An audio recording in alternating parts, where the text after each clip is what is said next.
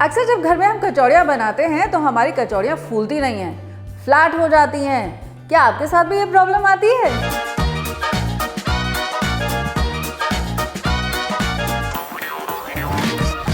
चलिए आज आपको बताती हूँ कुछ खास टिप्स कि कैसे आपकी हर कचौड़ी, हमारी आज की मटर कचौड़ी भी बिल्कुल गोल फूलेगी और क्रिस्प बनी रहेगी जैसे कि किसी भी कचौड़ी को होना चाहिए।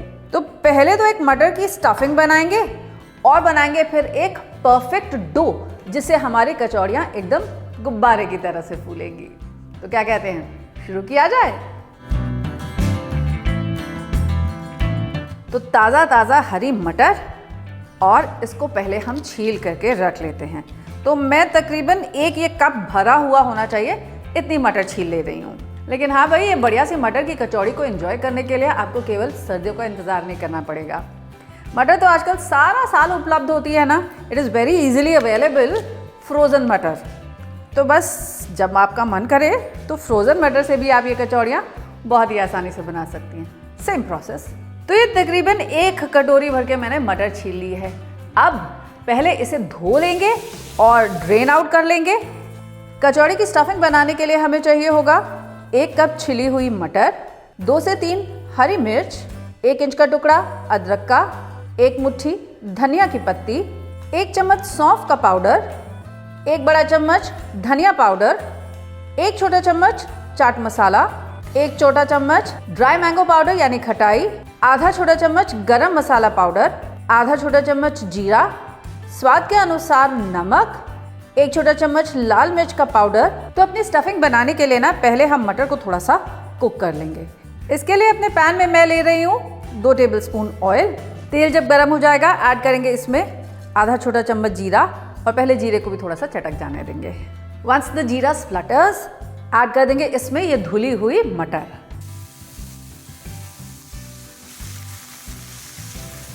अब इस मटर को 3 से 4 मिनट के लिए मैं ढक करके पका लूंगी जब तक ये थोड़ा सा सॉफ्ट नहीं हो जाती। जब तक ये मटर यहाँ थोड़ी सी पकती है ना, तब तक हम ये थोड़ी सी अदरक और हरी मिर्च को भी फाइन चॉप कर लेते हैं। मटर अब थोड़ी सी सॉफ्ट होने लग गई है। अब इसमें ऐड कर देंगे हम अपना फाइन चॉप किया हुआ अदरक और हरी मिर्च। बढ़िया सी अदरक और हरी मिर्च की भी खुशबू आने लग गई है, मटर भी पक गई है। अब क्या करेंगे भाई, अब ऐड करेंगे इसमें कुछ सूखे मसाले। तो सबसे पहले इसमें मैं ऐड करूंगी 1 बड़ा चम्मच धनिया पाउडर, 1 टीस्पून सौंफ का पाउडर। अब ये सौंफ का पाउडर बहुत ज़रूरी है for a very beautiful flavour. इसी के साथ 1 चम्मच नमक, आधा छोटा चम्मच लाल मिर्च, आधा छोटा चम्मच गरम मसाला पाउडर, आधा छोटा चम्मच chaat masala powder and 1 teaspoon खटाई यानी कि आमचूर पाउडर। अब इन सबको अच्छे से स्टर कर दीजिए। गैस को मैंने कर दिया है बंद और जितनी हीट हमारे पैन में है ना, उतनी हीट में ये सारे के सारे मसाले भून जाएंगे। अब देखिए मेरा पैन एकदम ड्राई हो गया है, मसालों ने सारा तेल एब्जॉर्ब कर लिया है and there is no moisture left in the pan. और ये देखिए जो मेरी मटर है एकदम सूख गई है।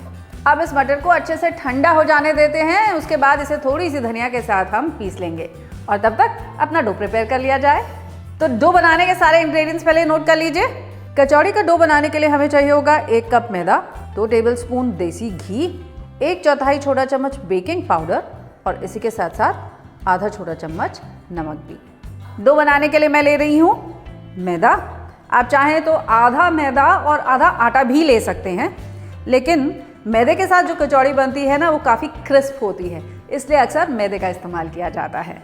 अब इसमें ऐड करूँगी 2 टेबलस्पून देसी घी और ऐड करूँगी इसमें बेकिंग पाउडर, आधा चम्मच नमक भी। अब इस घी को आप मैदे के साथ अच्छे से रब कर दीजिए, मोयन अच्छा सा लग जाना चाहिए। और ये देखिए अगर आप उसे इस तरह से बांधे ना तो वो लड्डू बन जाना चाहिए। अगर लड्डू नहीं बन रहा है तो थोड़ा सा घी और चाहिए, और अगर लड्डू बहुत आसानी से बन जा रहा है ना तो बहुत ज़्यादा आपने घी ऐड कर दिया है। ऐसा करने से जानते क्या होगा, आपकी कचौड़ियाँ जो है ना वो फूट जाएंगी। इसीलिए द राइट रेशियो जैसे मैंने आपको बताया है उसको फॉलो करना बहुत ज़रूरी है। ये नोट कर लीजिए, बहुत इंपॉर्टेंट टिप है आपकी कि इसका डो गुनगुने पानी के साथ गूंदिएगा, ठंडे पानी से नहीं तो जानते क्या होगा, घी जो है वो वापस से जमने लग जाएगा and you will have small blobs of ghee all over your dough. Second tip and again another important thing to notice कि आपको इसका डो जो है ना वो नरम रखना है। अक्सर हम लोग कचौड़ियों का जो डो होता है, स्पेशली जब हम दाल की कचौड़ी बनाते हैं तो उसको काफ़ी टाइट बनाते हैं, लेकिन नहीं, मटर की कचौड़ी के लिए इसका डो थोड़ा सा सॉफ्ट रखेंगे। एक बढ़िया सा सॉफ्ट सा स्मूथ सा डो हमने प्रिपेयर कर लिया है। When you press it, it should spring back. This is a good indication कि हमारा डो जो है वो रेडी हो चुका है। अब इस डो को हम 15 से 20 मिनट के लिए रेस्ट करने के लिए छोड़ देंगे और तब तक क्या किया जाए, तब तक अपनी मटर जो ठंडी हो चुकी है उसे हरी धनिया और बेकिंग सोडा पीस लेते हैं।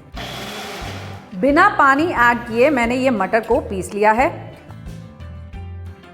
अब ये स्टफिंग को आप पहले थोड़ा सा टेस्ट कर लीजिएगा। इसमें नमक ना हल्का सा आपको चटपटा लगना चाहिए, तो टेस्ट के हिसाब से इसमें नमक सेट कर लीजिएगा। परफेक्ट। ऐसा ड्राई मिक्सचर चाहिए हमको। अगर ये मिक्सचर बहुत ज़्यादा वेट होगा तो हमारी कचौड़ियाँ फूटेंगी। और अब इसे ऑलमोस्ट 2 टेबलस्पून के बॉल्स में आप इस तरह से make tiny balls of this and keep them aside.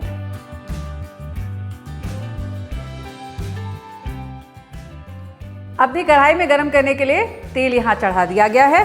अब जो हमने डो गूंद करके रखा हुआ था उसे निकालते हैं और फिर उसे 1 मिनट के लिए दोबारा गूंद लेते हैं। अब इसको भी आप इक्वल साइज बॉल्स में ब्रेक करके रख लीजिए।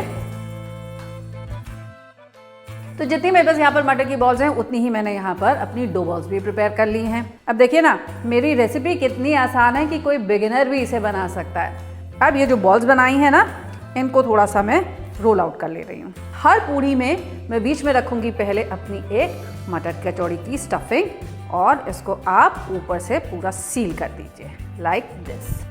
सील करने के बाद इसकी जो पीक है इसको अच्छे से आप रोल कर दीजिए और फिर make a ball like this. देखिए ऐसे।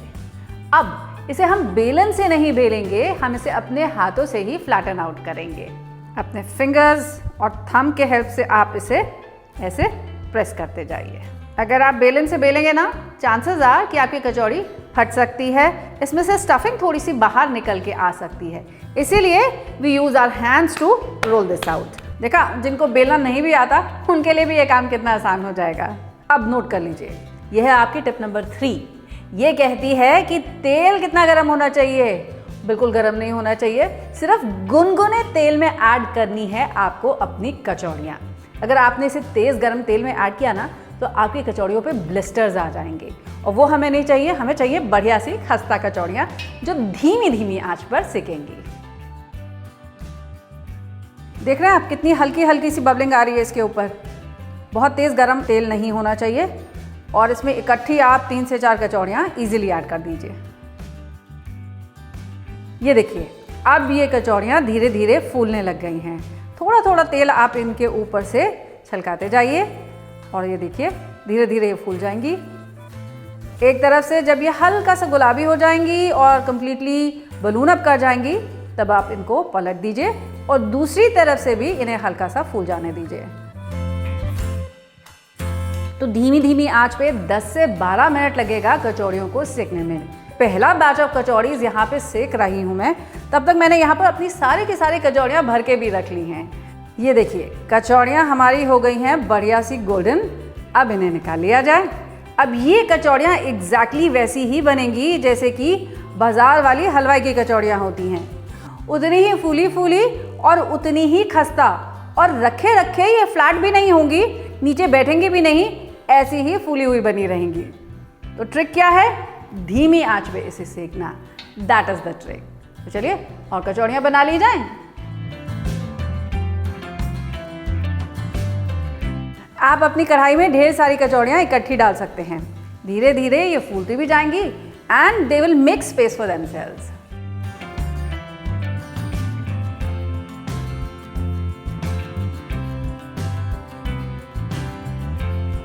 अब सारी की सारी कचौड़ियाँ बढ़िया से गोल्डन हो चुकी हैं। अब गैस को करते हैं बंद और इन कचौड़ियों को हम निकाल लेते हैं। तो this is my second batch of kachoris coming out. और आप नोटिस करेंगे कि ये जो पहले बैच की कचौड़ियाँ हैं ये वैसी की वैसी हैं, उतनी ही फूली हुई हैं और उतनी ही क्रिस्प भी हैं। देखा, बिल्कुल फ्लैट नहीं हुई। तो चाहे शाम की चाय हो या सुबह का नाश्ता, ट्राई कीजिएगा ये गर्मा गर्म मटर की कचौड़ियाँ, एकदम फूली हुई गुब्बारे की तरह। देख रहे हैं आप? मुझे ज़रूर बताइएगा कैसी लगी आपको।